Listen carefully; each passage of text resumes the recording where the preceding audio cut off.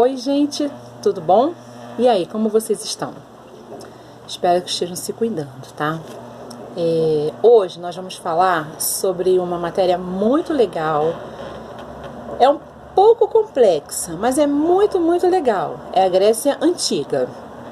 É muito comum vocês terem, assim, lerem livros didáticos, a matéria Grécia ser dividida em capítulos. Uma parte fala sobre a formação, a parte fala sobre a política, religião, enfim. A nossa apostila, o nosso estudo não vai ser diferente. Nós vamos dar a introdução nesse vídeo falando sobre a sua formação, a sua política, as duas principais cidades-estados, que são Atenas e Esparta. Mas os outros vídeos que vão vir, vamos continuar falando sobre a Grécia, tá? E aí, o que nós vamos falar sobre a Grécia? Vamos dar início entendendo a formação da Grécia, tá? Quais os povos que formaram também a Grécia, a gente vai falar sobre isso. A Grécia se localiza na Península Balcânica. E nós temos ali 4 partes muito importantes que vão compor aí esse mundo grego. Nós vamos ter primeiro o que chamamos de Grécia continental. A segunda, vamos ter a Grécia peninsular, com destaque aí na Península do Peloponeso e a Península Ática. A terceira é a Grécia insular, que são as ilhas gregas, tá? E a quarta, que são as regiões de colônia, como a Ásia Menor, o norte da África, a Península Ibérica, enfim, o sul da Itália, com a Magna Grécia. Grande parte da Grécia, ela era formada e ficava em região montanhosa. Isso até de certa forma contribuiu para deslocamento das pessoas, do povo que vai povoar a Grécia. Na verdade, essa região montanhosa acabou facilitando que eles se deslocassem para a Grécia, tá? Contribuindo inclusive para a busca de terras férteis em áreas coloniais. A Grécia não era um país muito fértil, com terra fértil, e não tinha aquele privilégio, como por exemplo na Mesopotâmia, onde a gente tinha lá os rios Tigres e Eufrates, ou como o Egito, que tinha o rio Nilo. A Grécia era uma região que não tinha muita água potável, por isso muito de suas terras eram inférteis pelo solo rochoso que a Grécia possuía. A história da Grécia possui 5 períodos. Vocês também vão ver em alguns livros que modificam um ou outro nome, mas a divisão é a mesma, tá? Então você vai ter lá, o primeiro período é o período micênico. O período micênico, ele é caracterizado pela migração dos povos, tá? Aqueles que, como os aqueus, né? Aqueles que fundaram a cidade de Micenas. Então você tem aí, nesse período micênico, essa vinda dos povos aqueus que vão formar lá a cidade de Micenas. Você depois vai ter o período pré-homérico. Esse período pré-homérico são onde se formam as polis. Esse período pré-homérico também, ele é muito caracterizado, lógico, o pré é antes, do período homérico, que é o seguinte: você não tem muitos relatos acerca do período pré-homérico, tá? Mas a formação das polis são a formação das colônias, das sociedades. E você, após o período pré-homérico, você vai ter o período homérico, né? Atenas vai surgir aí com a democracia, que é um governo de todos. Você também vai ter a formação de novas culturas, enfim, as obras de Homero, né? Que Homero era um poeta grego que vai escrever aí a Ilíada e a Odisseia. Na Ilíada ele vai falar aí da Guerra de Troia. E na Odisseia, ele vai falar do retorno dos soldados, né? Enfim, das pessoas que foram para a Guerra de Troia e voltaram para suas casas. Você depois vai ter o período clássico. Nesse período clássico, é o período de muitos conflitos na Grécia, conflitos internos, uma cidade brigando com outra. Então esse período é marcado por muitos conflitos. E por último, a gente vai ter o período helenístico. Esse período helenístico é um período que a Grécia já está muito debilitada por tantos conflitos internos. Então vai ser um período em que os macedônios vão conquistar a Grécia. na figura de Filipe, depois de Alexandre o Grande, seu filho. Mas vamos lá entender, de fato, essa formação da Grécia. Algumas etnias começam a chegar na Grécia, tá? A Grécia não foi formada só de gregos, não, gente. Olha só, a Grécia foi com os jônios, com os eólios, com os aqueus, cada um com uma cultura diferente, mas com algo em comum, muito comum. Esses povos dividiam territórios muito próximos um do outro. O nome Grécia ainda nem existia. E esses povos, eles chamavam aquele lugar que eles, mesmo que distante, tá? Mas eles chamavam aquele lugar em que eles dividiam, mesmo distante, de Heleno. Por que eles chamavam de Heleno? Eles diziam que eram descendentes de um herói, o herói Heleno. Por isso vem o nome helenos. E a Hélade, né? A população Hélade, você vai... Em outros livros de história, alguns livros que vocês forem ler, vai ter esse termo Hélade, que é de Heleno, tá? E aí, a história da Grécia, gente, olha só, ela é muito recheada, assim, de heróis, fatos filosóficos, coisas que vão se misturar, vida e filosofia, fatos ligados à dramaturgia, era muito comum isso. E devido a isso tudo, a Grécia é considerada por muitos, tá? Muitos como o berço da civilização ocidental. Ao longo da toda a matéria sobre Grécia, a gente vai ver aí deuses, né? Fatos mitológicos, como lá o do Minotauro no labirinto, né? Então essa história, toda a história da Grécia, ela é muito recheada de histórias assim. Mas é uma história simplesmente muito interessante. E aí a gente vai falar um pouco da organização política da Grécia. Na Grécia não havia unidade política, ou seja, a Grécia era dividida em cidades-estados ou polis. Cada polis ou cidade-estado, ela era uma independente da outra, totalmente independente da outra. E ela podia criar uma cidade-estado ter uma lei e na outra cidade-estado, logo ali do lado, ser uma lei diferente. Ela não tinha uma unidade política, ou seja, as cidades-estados não eram obrigadas a ser todas iguais. Mas uma coisa, assim, eles meio que combinavam, mesmo sendo independentes uma da outra, havia um certo espírito grego na história, porque eles já falavam a mesma língua, muitos acreditavam nos mesmos deuses. Os gregos eram politeístas. Politeístas é quem acredita em vários deuses. E aí você não tem a unidade política em si. Você não tem aquela coisa de toda a Grécia respeitar uma mesma lei. Mas você tem aquele espírito grego de amor, né? De querer bem ao lugar, mas a unidade política você não tinha, mesmo porque uma cidade-estado é independente uma da outra. As cidades gregas também tinham em comum algumas características, como por exemplo, a Acrópole, a Ágora, a Haste, tá? Toda cidade-estado tinha a mesma característica. Acrópole era o ponto mais alto da cidade, onde ficavam os templos, os prédios mais importantes. E também era de onde se vigiava a cidade para um possível ataque de inimigos. Ou seja, você está no ponto mais alto da cidade, você tem uma visão mais propícia, né? Uma visão mais privilegiada da onde você vê se está vendo alguém aí atacar você. E isso toda cidade-estado grega possuía, essa Acrópole. Tinha também a Ágora. A Ágora era uma praça central, tá? De todas as cidades-estados.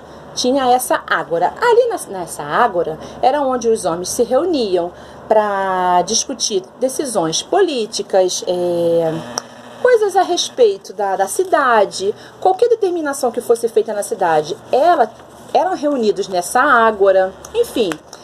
Todas as tomadas de decisões para a cidade eram resolvidas nessa Ágora, tá? E tinha a Haste.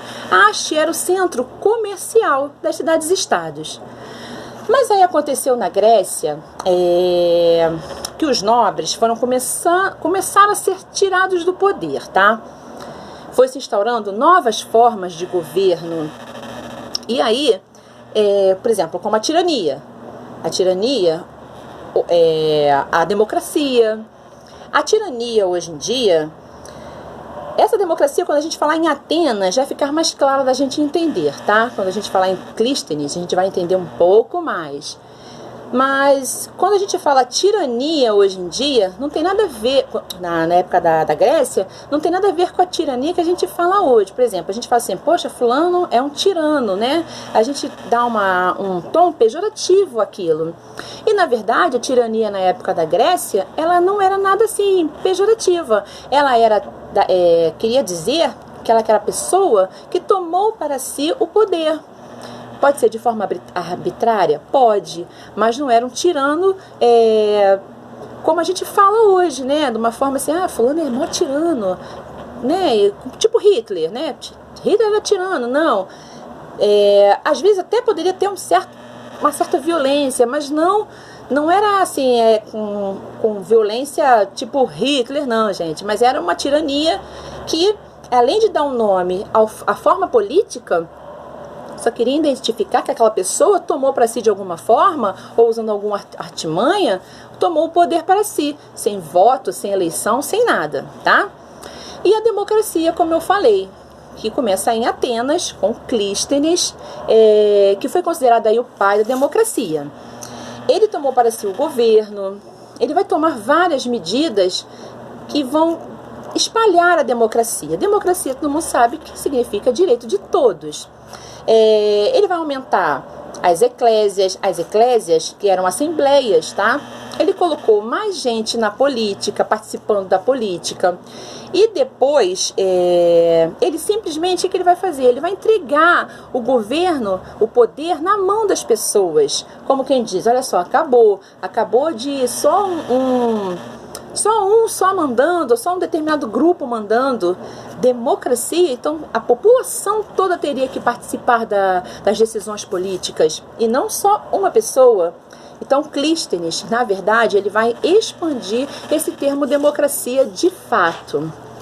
E aí nós vamos falar um pouco das cidades-estados, as duas principais, que é Atenas e Esparta. Atenas. A democracia ateniense começou pelas mãos de Drácon e Solon. Solon era um legislador. Ele fez uma série de reformas, né? A gente pode destacar aí a Eclésia e a Bulé, que eram duas instituições criadas por Solon, que são fundamentais para o funcionamento da democracia. Solon acabou com a escravidão por dívida. Você não podia mais ser um escravo só porque você tinha dívida. Não, se você não trabalhasse, se você não tivesse uma vida particular, você nunca ia pagar as suas dívidas. Ou seja, você ia continuar sendo escravo para o resto da vida. E isso não estava certo. Solon vai falar assim, não, se você trabalhar, você tem direito, você tem condição de pagar as suas dívidas. Então, ele aboliu essa escravidão por dívida. Mais uma coisa, ele continuou com o voto censitário, ou seja, só os ricos votavam. Os mais pobres, né, estavam ainda fora, excluídos de votar. Atenas, com isso, né, com essa divisão, ela começa a sofrer várias revoltas populares, que só vão melhorar com Clístenes, tá? Quem foi, né, esse Clístenes? Ele vai criticar aí essa coisa de o direito só de alguns. Não. Ele vai criticar e ele vai iniciar aí a sua luta, né, na Grécia, com o princípio da isonomia, ou seja, todos são iguais perante a lei. Não é essa do rico ter direito de votar e o pobre não ter direito. Clístenes vai dizer, não, todos somos seres humanos, todos temos o direito de votar. Na sociedade ateniense, as mulheres não tinham nenhuma participação. Era totalmente impossível das mulheres participarem da política ateniense. Elas viviam para os maridos, elas só cuidavam das suas casas, elas não tinham direito de trabalhar, elas não tinham direito nem de estudar. As mulheres atenienses, tem até uma música do cantor Ney Matogrosso, que eu não gosto dessa música não, essa música é chata, mas essa música fala exatamente sobre as mulheres de Atenas. Depois, se vocês puderem, dá uma conferida nessa música. Mas ela fala justamente da mulher ateniense ser submissa ao marido, enfim. E aí, gente, olha só, os meninos também, tá? Só podiam ir para a escola aos 7 anos, tá? Antes disso, as crianças, os meninos atenienses, eles não podiam estudar. Melhor do que as meninas não podiam ir em idade nenhuma. Elas tinham que viver só para suas casas, enfim, cozinhando, lavando, tá? Diferentemente da sociedade espartana. A sociedade espartana, gente, ela tem um perfil totalmente diferente. Era um político aristocrático, tinham como principal objetivo do seu perfil, né, é criar cidadãos que fossem modelos de soldados. Com relação à sua classe social, você não tinha muita mobilidade social em Esparta, tá? Era muito difícil uma pessoa mudar a sua classe social. Os espartanos tinham treinamento para serem militares e para guardarem aí a cidade de ataque. A educação era totalmente militarizada, com foco na guerra. Eles precisavam ser excelentes guerreiros.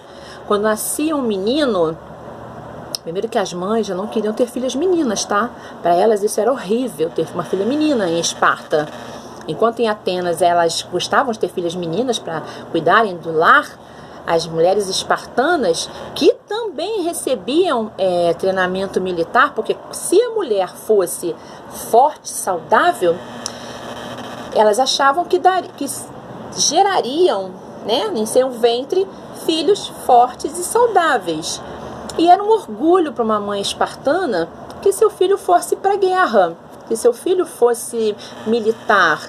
E até quando uma mãe perdia um filho em combate, ela não ficava chateada, ela não ligava, porque para ela aquilo era um grande feito. O filho morreu por uma luta pela sua cidade, estado, então não tinha isso. Aí os meninos, olha só, quando eles nasciam, eles eram fiscalizados. Se eles tivessem algum tipo de imperfeição, ainda bebês, eles eram sacrificados. Aos 7 anos, mais ou menos, eles já entravam para o treinamento militar. Eles eram afastados de suas famílias e entravam para a vida militar, já pequenininhos.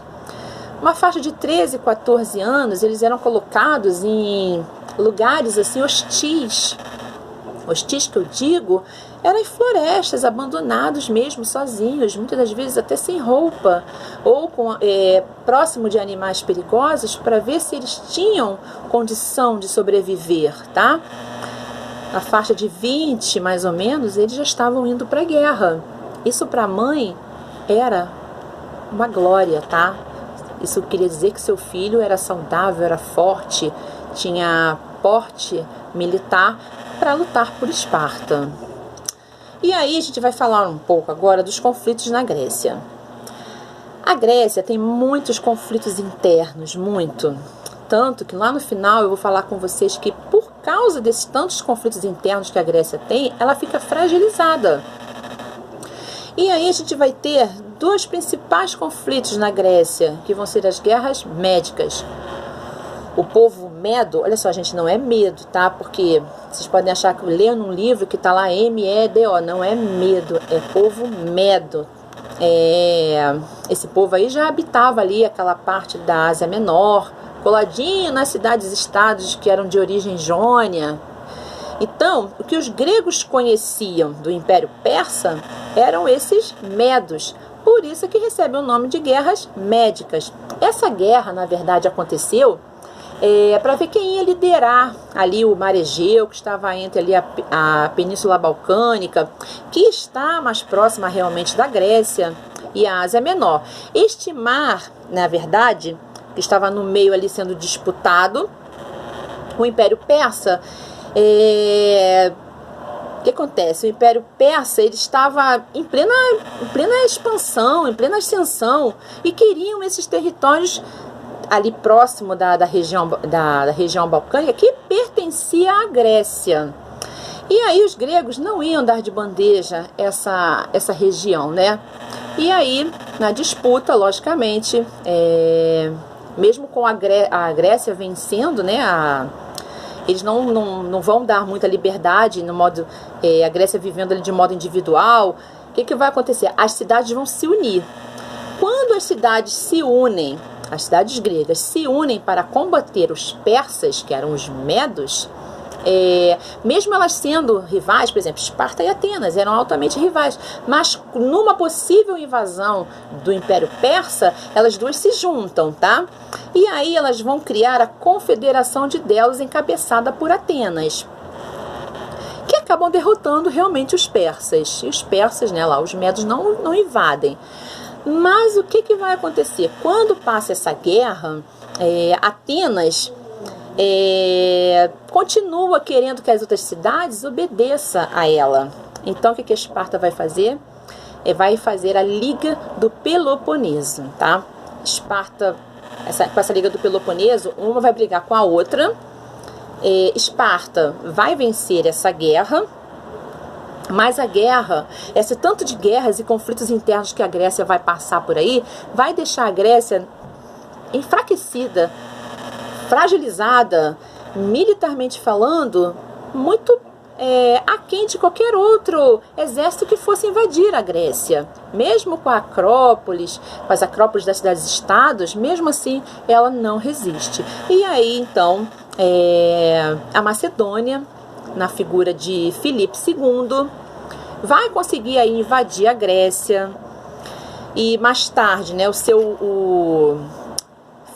filho do Filipe II, que é o Alexandre Grande, conquista aí outros povos, anexa toda a região e forma um império só. A Grécia, na verdade, só consegue ser dominada pelos macedônios porque de tantas guerras, conflitos internos, ela se torna, militarmente falando, enfraquecida. Bom, esse é mais ou menos um resumo, tá, da introdução de Grécia. Não entenderam? Revejam o vídeo, leiam a apostila, podem me mandar mensagem que eu não tenho problema nenhum de responder. E aí, qualquer dúvida, não fiquem com vergonha, me mandem mensagens, tá? E a gente vai estudar juntos. Nos próximos vídeos, nós vamos falar outros assuntos sobre a Grécia. Eu espero que vocês tenham entendido e não deixem de rever o vídeo e de reler a apostila. Um beijo, continuem se cuidando, que eu preciso muito abraçar vocês quando acabar essa pandemia, tá? Jesus abençoe vocês e a família de vocês. Um beijo com muito carinho.